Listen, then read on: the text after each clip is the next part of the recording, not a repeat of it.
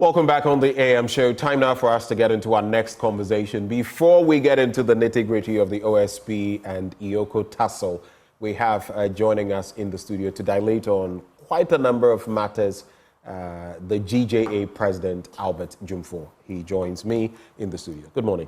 Good morning, Benjamin. And this is the second time within this week that I've got you. The first time was virtually. Yes, and this one is in person. Thank you for joining us. Thank you. My first bit, though, I can't help it. It's been a while now since you've been president of the GJA. If I asked you today, what is the state of journalism in Ghana? What's the state of the GJA? What would you say? For me, thank you, Akakpo, for your question, and good morning to your Sherry's viewers. I think that this is really your question. I've thrown you a bit. A bit, I'm telling you, I've really thrown me in because I'm expecting people like you. Sometimes it's really difficult to assess your own self. You need members, or maybe you need to be critiqued by your own people who are really watching. But I would say that for me, when you look at the state of the GJA now, GJA is very appealing. GJA is now proactive. GJA is now doing the bit of the people. GJA is now seeking the welfare and interest of journalists. And GJA is now visible compared to before. I've seen some interesting things you've done. You've been more biting when it comes to assaults on journalists, and you've even started something that I've not seen in a long time. You are blacklisting. Of course. Akakpo, you see, at a point we realized that the spate and increase of attack on journalists and the media was really getting abnormal, and we needed to take such a radical decision. And for me, I believe that the end result is that has actually reflected in our Web Press Freedom Index, in the ranking.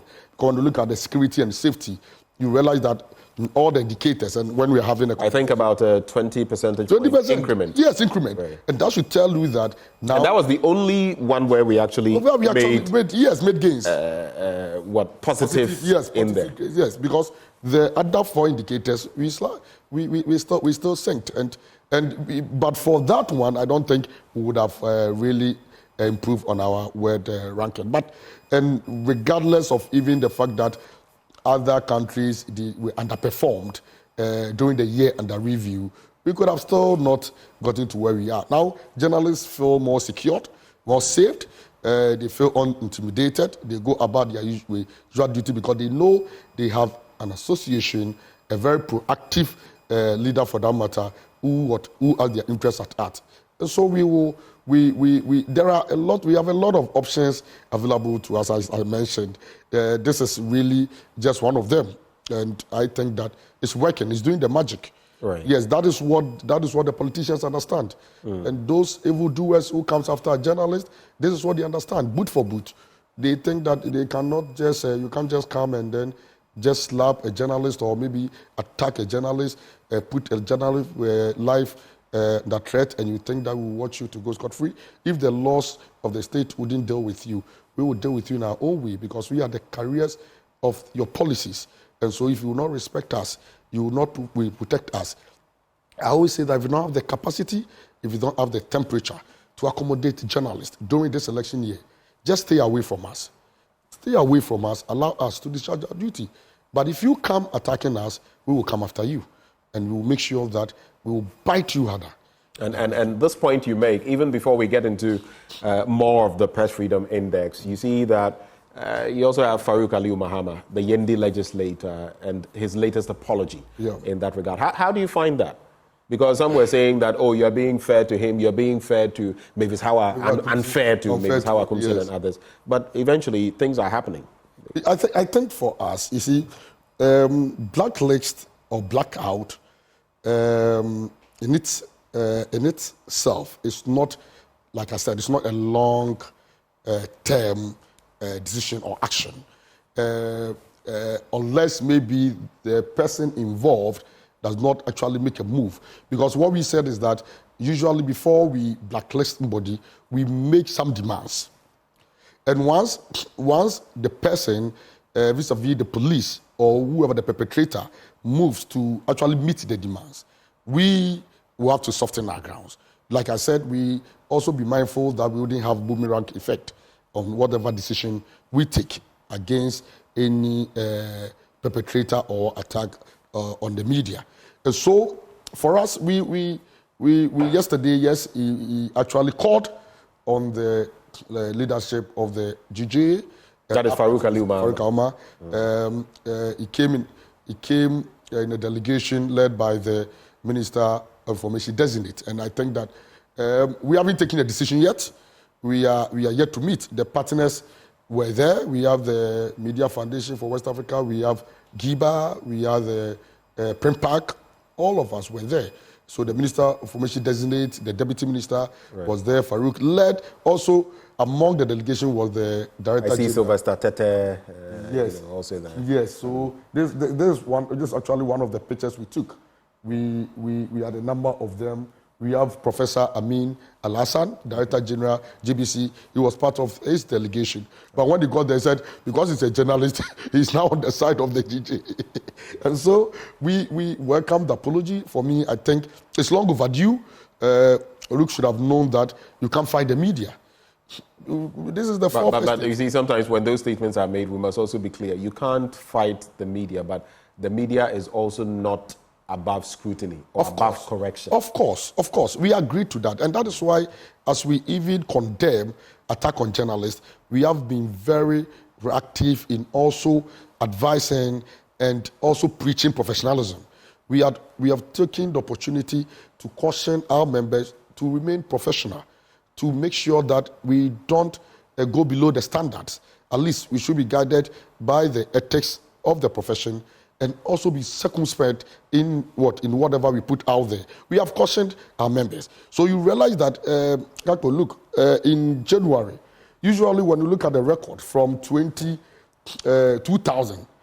down the lane, you realize that in the second quarter of an election year, we have recorded this attack on the media compared to previous history. When you go into history, you realize in just 2024, you understand, Ghana recorded almost more than 12 attacks within that's 2020 election year.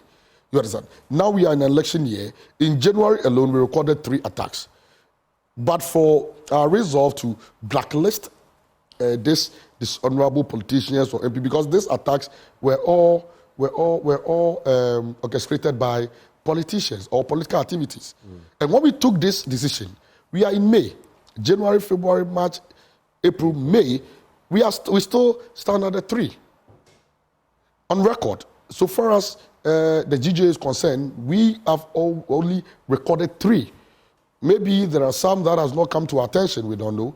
And this means that this is a good one. If we're able to keep the pace like this in an election year, it will be one of the best year ever that journalists really discharged their duty or went about their duty without facing any occupation. So I mean, you accepted the reactions of Mavis Hawa Kumsin back then. Yes. So I guess, and just clarify for me, and now there's Farouk Ali Mahama. So the blackout or blacklisting over for them, is it? No, we haven't said that. Like I said, I'm trying to find out from you. No, we haven't said that. And I mentioned earlier that we are yet to take a decision on Farouk on both of them? No. Or just on Farouk? Yes, our Kumsin's blackout was lifted. Right, because I remember something, that's why I was saying. Yes, it was lifted. Right. Because he had also come and in line with the demands we made of her, she was ready to cooperate with us.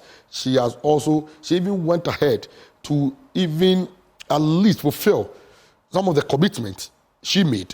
And I think that when the GJ comes out on the update on this matter, we will put it across. We will let the whole public, our members, know what our Kumsin has done since we lifted the ban. Right. But for Farouk, yes, he has rendered an unqualified apology. He was really passionate about it, and really, yes, we think that is a step in the right direction. But what do you think the resolution is likely to be? Are you also going to lift the ban on him? What can we expect? It takes, this is really roadside, and I wouldn't want to preempt the decision of the partners or team, because I'm going to do this with 3 or 4 other partners, and I think that by close of day today, or maybe by tomorrow, you will hear the position of the GJA and the partners on Farouk Mahama. But for now, we agree that he has really he called on us, rendered and qualified apology with the Minister of Information designate. He actually confessed and heeded to all the charges against him. Confessed to what? Oh, but we have already chastised him of assaulting a journalist. A charge that he denied earlier. Yes, but you say he confessed. No, what did he confess to? Yes, he actually confessed that this whole, in fact, the blacklist has really changed him. It has really made him, because he has learned so much, and he has come to realize the importance of the media and all that, and admitted that yes, he really acted, should I say, recklessly in the midst of tension and pressure. You understand, during the election, he actually made some admissions, and so for us, that is what is important. Yes, that admitting to guilt, because if he has not admitted, what are you apologizing for? So that is. But it could be that he was apologizing for the surrounding circumstances, and also to, of course, get the blackout or blacklist off. Not necessarily, because when you use confess, it comes with a certain connotation. That's why I'm being careful. Yes. And asking what he confessed to. It doesn't necessarily mean he's admitting to wrongdoing. Or that's the impression you got. Okay, no. I said he made admissions. For the confession, he had confessed that, look, this is somebody who at the beginning of all this brouhaha had come out to say he was going to court. He's taking the GJA to court. He actually challenged the position of City. He actually challenged our position. He has denied permanently or not attacking body and all that, regardless of, did not regard the position of the GJA. Okay, in the midst of all that you've mentioned, what I am interested in is, did he admit that he did assault anybody? Of course, that's what I'm saying, that he made some admissions. He admitted that he actually assaulted. Yeah, he made admissions. He admitted, because, like I said, what will he be apologizing for? You get what I'm saying? We have said that you have done A, B, C, D, and so we are blacklisting you. So if you come and you say that, okay, I want to come and apologize you, and what are you apologizing for? You are apologizing because, like I said, I don't want to preempt what we will come out with, because maybe before close of day tomorrow, you will hear the position. We'll get the details. Yes, we'll get the details and everything. But I can say that he made admissions. For that one, I can assure you of that. Yeah. All right. Let's get into the Press Freedom Index just briefly, because we've already spoken about it. But what does it mean for Ghana? Like you said, 5 metrics, we fell in 4, some marginally, some a bit big. Yeah. Only on the point of security did we appreciate by about 20 percentage points. But that's also on the back of the fact that many of the countries we rubbed shoulders with last year also depreciated in terms of their performance, right? Of course. So some have also said that it's a win, but it's really a loss in different ways. Your summary thoughts on that briefly, and we'll move on to other very pertinent. You see, I agree with those who will not be excited with improvement on the world ranking. And I also disagree with them at the same time. We appreciate the fact that as a country, we have moved from a lower ranking, that is 26, to 28, to 30, then straight to 60, 62, then we come back to 50. And I believe that is why people there's this argument, or people feel that what is in there to be happy about, or what is in there to jubilate. But I think that Akakpo is very, very simple. The fact is that we actually have sung for 2 consecutive years. 2 years ago, we moved from 30 to 60. Then we synced again, we moved from 60 to 62 just a year. And within a span of 1 year, we've been able to improve from 62 to 50. You have at least 12 points. For me, I think that as to whether whatever accounted for it, whatever led to that, shouldn't be the matter. But what matter is that at least in the world political system or in the world media landscape, they will still view Ghana as the gateway of democracy. They will still view Ghana as a place who actually respect the freedom and independence of the media, regardless of the few unwarranted maybe issues we are dealing with. And one of the things that has also affected us, and I wanted for us to draw attention to, is the economic indicator. Because when you look at, since the introduction of this indicator about 4 or 5 years ago, no, I think about 3 or 4 years ago, that is when Ghana started actually sinking. What it means is that, yes, aside the attacks on the media, on journalists, the unwarranted and unprovoked attacks, there is still an indicator that we have to work on, being the economic indicator. What is the working conditions of journalists? How much are journalists being paid? You understand? What is journalists take home?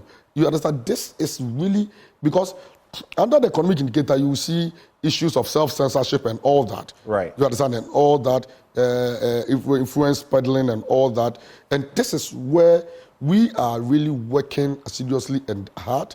We have been engaging the major stakeholders involved, the key stakeholders, to see how we can improve on the working condition of journalists. I met with the president of the land, and one of the issues I raised is about even salaries of media practitioners and journalists in the state media. If you cannot even support the private media, what happens to the state media? The state media is suffering. In fact, when I tell you the salary of an editor at, let's say, Times or an editor in GNA, you will be shocked. They are really underpaid. And so, do you expect such people to act professionally, to discharge their work without any influence, without being unprofessional? We do expect them to still maintain standard. They have family, they have a life to live. I mean, that would be the expectation, because you get into the job and you know what it requires. It's like becoming a Catholic priest and not deciding to be celibate. You knew what you were getting into, and we know that this is not a rosy. Yes. But the reality too is that with the economy and things, some people may be tempted to veer off. Of course. So, but it's not to say that inflation doubling up and all that. Yeah, I get that. You see, but what we are saying is that, yes, of course, you may take an offer knowing very well that this is what you are, but at least we all have expectations that maybe going into it, at least there will be some improvement. There will be some, you get what I'm saying? And so this is something we have actually called on the government to look at. And once we are able to work on this economic indicator, and this is where I linked in the doomsaw issue. Right. You understand? Because if the economic indicator, when you look at it, we keep sinking. We were, look at in 2023 or 4, this indicator actually brought us to 62. This time around, we are still down there. And this means that there's much to be done under this indicator. Now, doomsaw. How is doomsaw affecting the operations? And let me start for you. There are some days you will come to work and all you hear is brrr, brrr, because the lights are out, and a generator has to kick in. The generator or the plant is extra cost to our business. Of course.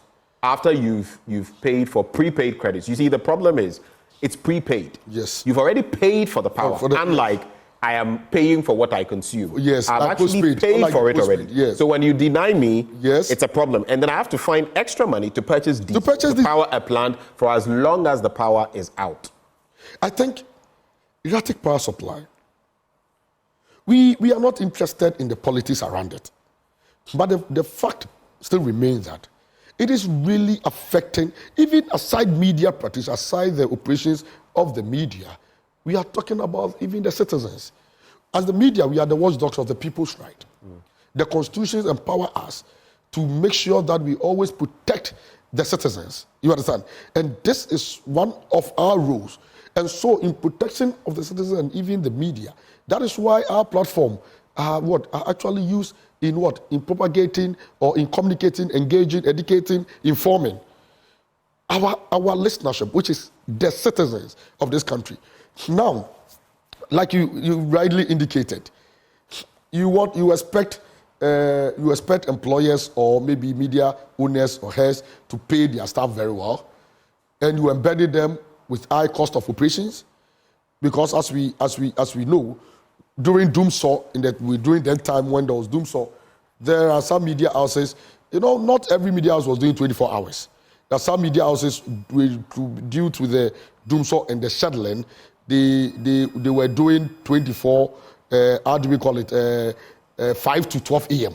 At 12, they go off air and then come back at 5 a.m. Because usually between the hours of 12 a.m. and 5 a.m., there is always music. You get it? There's no much serious content. Let me put it in that way. And so, the effect on the economic indicator is that if I am incurring additional cost, one, to even have to purchase. Some people don't have industrial genset. Do you know that? Not every media house have industrial genset. And so, if the person have to now find money to go and purchase a genset just because we find ourselves in an electric power supply, and then the person will again have to buy this. Currently, we know that fuel prices keep shooting up, keep increasing. And at this juncture, at this period where inflation is so high, have to purchase fuel to be able to power the genset. And in addition, the effect is also affecting our machines, equipment that we use. Because if you don't have strong step down or maybe protection, it will affect your equipment. Just hold for me briefly. There's also a topical bit happening. You know about the LGBTQ bit and the Apex Court and the ruling. Well, where it's D-Day, we're going to be hearing based on that ruling. And we have Kweku Asante, our court correspondent as well, on that beat. Kweku Asante, if you can hear me, what exactly can we expect today? Tell us more about this request that we've heard coming through from the Attorney General. What's the latest on that?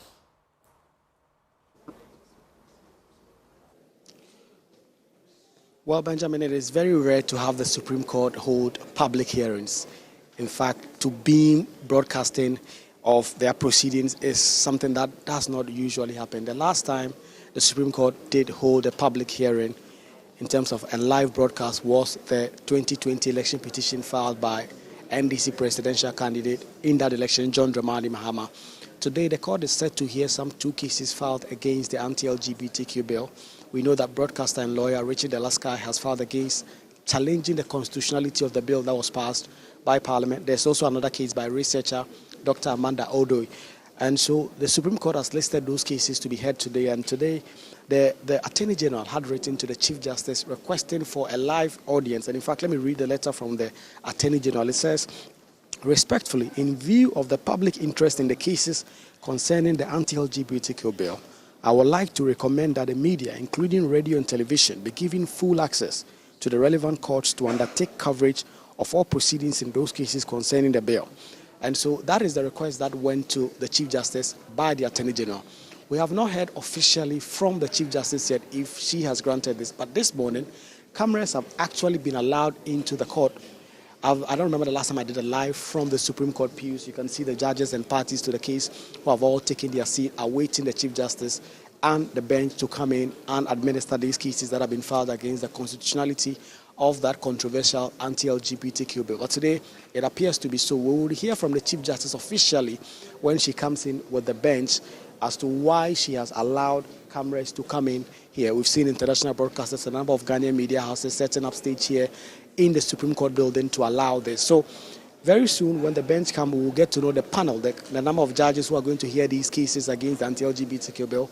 One, the Richard Alaska case, the Dr. Amanda Odoi case. We are also yet to know whether the court will consolidate those two cases and hear them together. And so all those information that we'll get to know later on. But the big news is that those cases, I should say, will be broadcast live. And in fact, on Joy News, we are going to beam those proceedings live from the Supreme Court. The two bills, the two cases, I should say, against the controversial anti-LGBTQ bill, the fight against the executive and the Parliament of Ghana as to whether or not the president should sign this. The president has said that because of these cases filed against the anti-LGBTQ bill, he's unable to sign it because of the application for injunction. Today, we expect ordinarily that the application for injunction will be heard by the Supreme Court, and then the substantive cases will also follow. But Benjamin, that is the information from the Supreme Court now. The Attorney General had requested that the Chief Justice allow live proceedings of those two cases because of what he calls the significant public interest in those cases. The Chief Justice appeared to have granted that request because the security here at the Supreme Court have allowed journalists in with their cameras, with their recorders that ordinarily are not allowed in, and that is why we are able to beam these proceedings from the Supreme Court live. And so the course list is expected to begin unfolding at 9:30 a.m. this morning, where a number of cases concerning the anti-LGBTQ bill and other cases will be heard. The Attorney General has not yet taken a seat, but I see a senior state attorney already seated. Lawyers for the Speaker of Parliament, Thaddeus Sori, is in. I've seen Isan Kuma. I've also seen lawyer, the John Mohammed's lawyer. I don't know which particular brief he's handling in court today. Tony Lita, is also seated. Justice Sai, the former Attorney General, Marietta Brewer Pierpont, is also seated. So a number of high-ranking lawyers and very prominent lawyers all in court today for some of these very important cases that the Supreme Court is set to hear today, Benjamin. And since 2020, this will be the first case that the Supreme Court is allowing a live broadcast, and it appears we are ready to witness history, Benjamin. Until they're reporting live from the Apex Court. Thank you very much, Kweku. And we shall stay on that beat as and when the proceedings start. We'll connect there as well. But like he rightly said, I was thinking same. Since the election petition, the last one, I've not seen a live from the Apex Court. So this is a novelty. The Chief Justice has granted this request as it stands, or as it would seem. I also saw other lawyers there. I saw Marietta Brewer-Pong. And I've also seen some representation from the minority and Johnson Esiedun Ketia, Hassan Ayariga, among others. So stay with us. I saw Isan Kuma as well. That is right. So we will bring you live coverage of that if permissions continue to be given. But any quick thoughts on that, the constitutionality, the last guy, Dr. Odoi, and where we've got to now? Quick thoughts. I think Akapo, this is a very sensitive matter. We have been observing.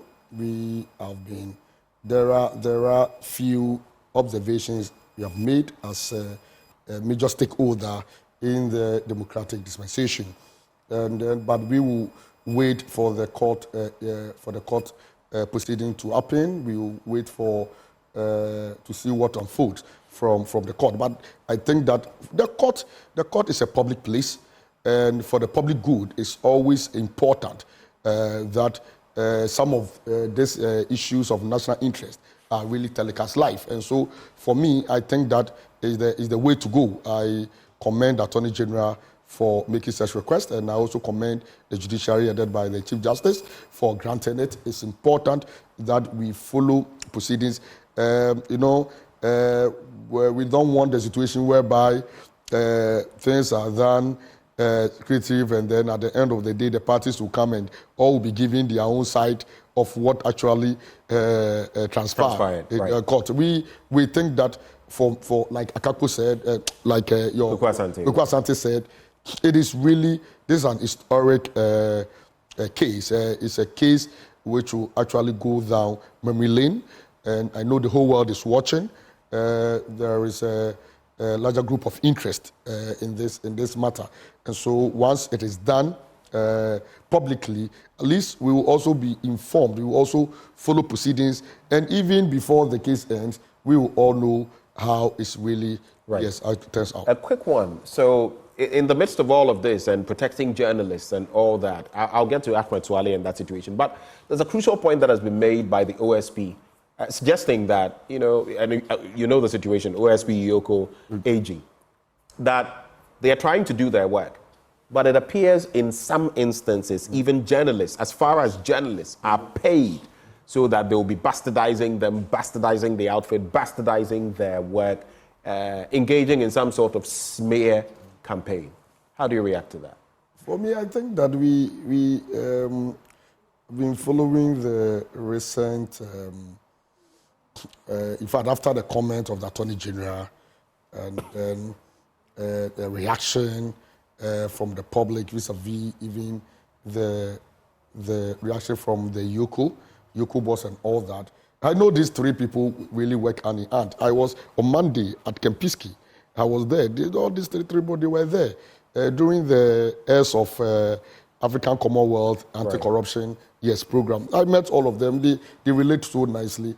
I remember the OSP even approached me. We had a chit-chat, and he said that our people have been, like you just mentioned, the media usually have been citing a lot of, like, we've been making issues out of that. But I think that for me, the media has been very proactive in recent times, and to correct aim, I don't think that it's whatever you put out there is what we put across. But you made a point earlier that when you were speaking about the economic context of journalism in Ghana, many journalists are not paid well, which means that some of them are tempted to cut corners and do things they are not. Of course. Does that not feed into what he's saying, that some sometimes are compromised because, you give them something, bad mouth, this or that? That is also a reality, isn't it? But you see, so should we say that whenever the media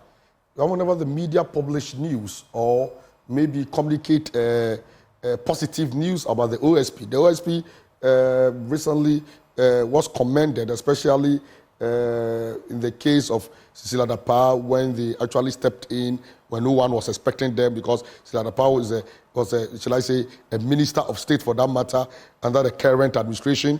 But for the activeness and how they even stepped into the matter, the media commended them. Should we say that he paid the media to do that?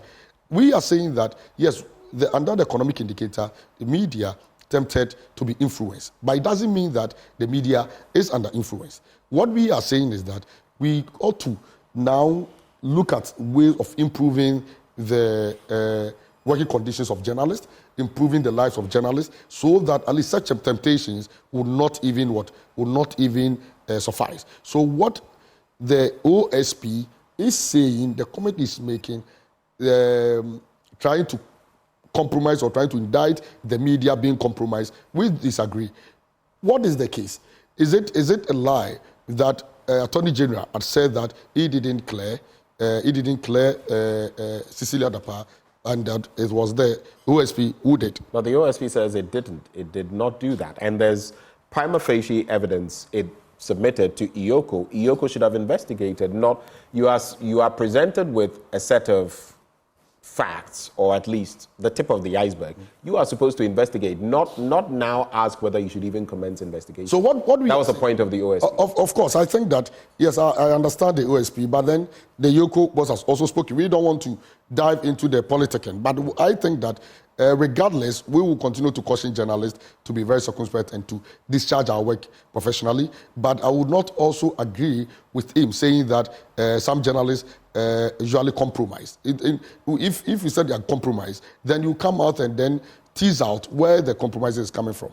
This is a fraternity. Like we have the media pluralism.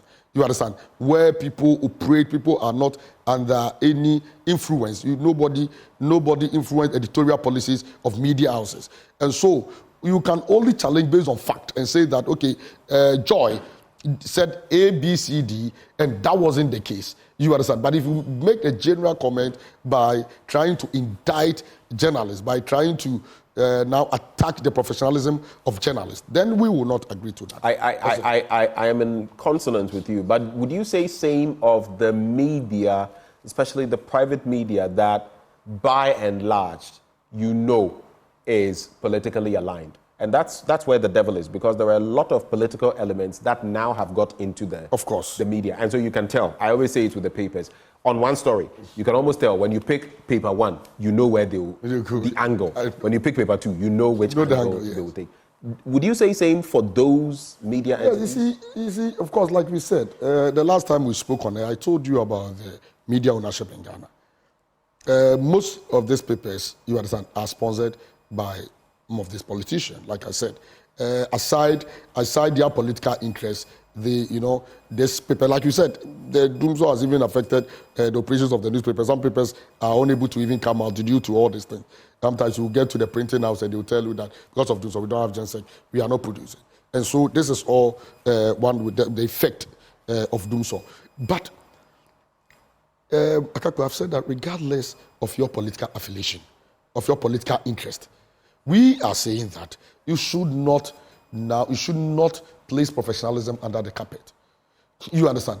You see, when you pick a paper like the publisher, Ghanaian publisher, he may be politically aligned, but then you pick the headlines and find out, are these headlines actually, are they really what it is? You get what I'm saying? But if they are what it is, whether it is in favor of any political party or not, and it doesn't tend to indict, you get it, to indict, or it doesn't tend to malign anybody, any other political opponent, you don't have, it is professional.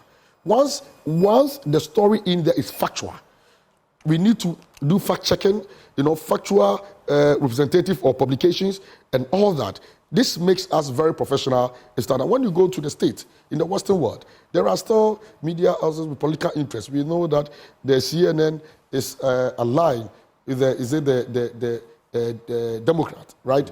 The CNN. Well, that is the claim. That Fox News is aligned. It's aligned too. So you see, so sometimes when they are reporting, you should expect attack on Bush. You understand? Attack on Trump and all that. And so but once they do it professionally. Right. They don't concoct information. Right. They don't publish mischief. You understand? If we try to be, as a media, if we try to be very mischievous, we try to align the persons of, and that is where issues of ethical breaches come in. That is where people can actually take you up, to actually petition the NMC. So by and large, the media is living up to expectation. Yes, for now, I can say that better than before. Let's address these two quick issues, and then we can draw the curtains on this conversation and move on to other pertinent matters as well. One has to do with the RTI law. It's becoming really difficult right here in this outfit. There are many places, the Ghana Airport Company Limited, among others. You want information, and it will be easier to go through the eye of a camel than get information from certain state agencies, even if I'm playing on words in the Bible. But sometimes the RTI Commission has to step in, fine, compel entities, and like in the SML case also, you then have information given to you hard copy, rather than soft copy, intentional to frustrate, your work. That is there. And then the second bit is Ahmed Hussein Swale. It's a blot on our conscience, isn't it, that up to now, there's still no resolution on that issue. Two quick points, maybe in 2 minutes. I think, Benjamin, since 2020, I will start from Ahmed Swale's issue. Ahmed has been part of the Reporters Without Borders report or detailed report as to why Ghana continue to be sinking on the World Press Freedom ranking. And I think that it's important as a nation for us to take a second look. We are very worried about the fact that even recently the Attorney General had made a comment that there's no document fit for prosecution that has come to his attention, or the police is yet to submit document fit. Is that fit? Meaning that there's a document has been presented to him, but it's not fit. And so it's very worrying, because you see, we are in this country where the police will mount surveillance immediately as soon as their own is attacked. Recently, when two police officials or officers were attacked at Krasaku, whatever, yes. Right away the police mounted surveillance, and with no traces, with no should I say any information, the police leads with no trace or leads. The police, we know our professional police will do the needful by arresting the perpetrators of this erroneous attack. And so we expected the same police to bring their professionalism to bear. Until now, even as media, as a nation, They have not even briefed us on the state of what? Investigation. The Attorney General said there's no fit. Why? So tell us the information you have. That's because you are working for the public. You are working for the media. The media is quite worried, and that we will not sit here and then watch another Ameswale coming up, another media being murdered in cold blood, and will not get into the bottom. Nobody knows who's the next person, you understand, on the target of these evildoers. And so we are very worried. We will continue to, in fact, the last time with the president assured us that he makes sure that Ameswale perpetrators are actually brought to book and face the full rigors of the law. He has about 7 months to go. We are hoping that he will fulfill his words and then heed to that. But we are very worried, and we will continue as an institution, as an association, as a media fraternity. We will continue to advocate. We will continue to amplify our voice for the call for justice for Ameswale. On the RTI bit? On the RTI bill, I think that generally we were told that in fact, is no more a bill, it's an act. You know, it's an act, yes. So I said the RTI law, actually. I said bit earlier, but I think you heard no, not bill. Okay. So the law, we thought that it was actually helping out in terms of information flow and all that. Yes, notwithstanding, we've also heard about a few challenges, impediment and all that. Yes, with the airport issue, where we are told that they have to find the airport company. Why do you find them? We just need an information. So if you find them, you have to compare them to give them with the necessary information. You understand? We want the RTI Commission as well as the state to know that people at the position of trust are not working for themselves. They are not working for their family. They are working for the country. And whatever information we get is for the public good. We don't assess or we don't request for information because we want to make political gains. We are not politicians. We want to be informed.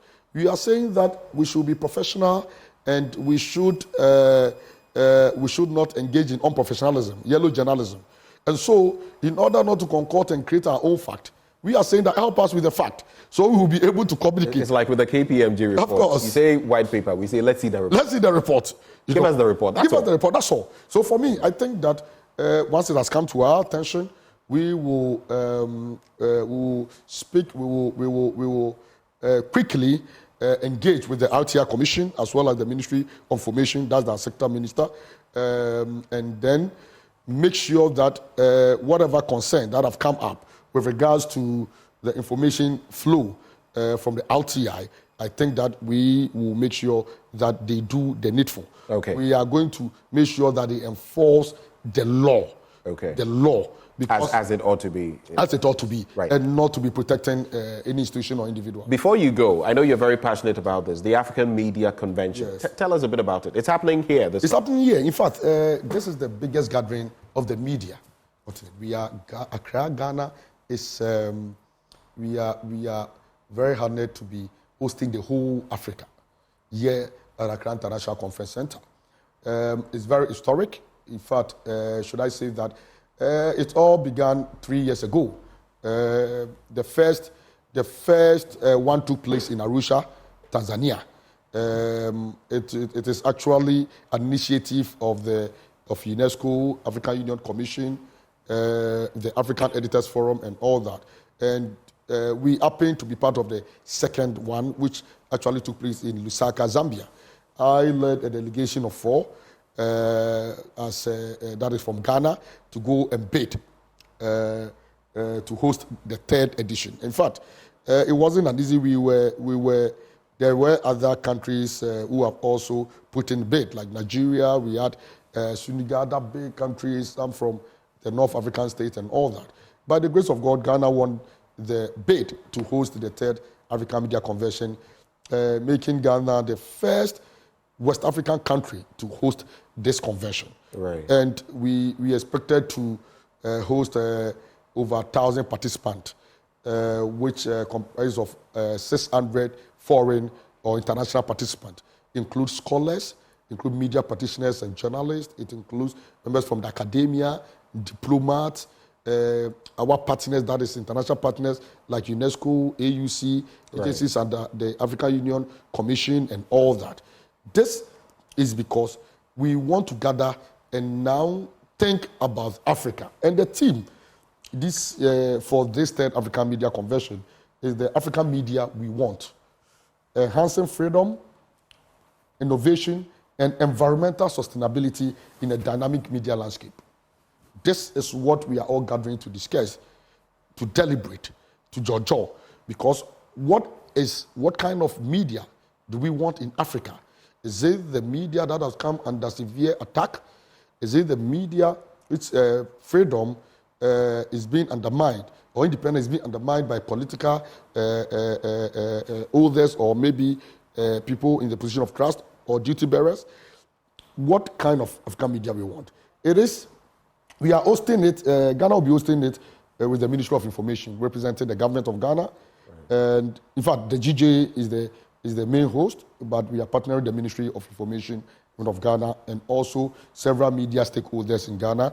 The Media Foundation is a partner, the GIBA is partner, Primpact is partner, of course all institutions including multimedia are also partner, and the international partners is the AU Commission, UNESCO.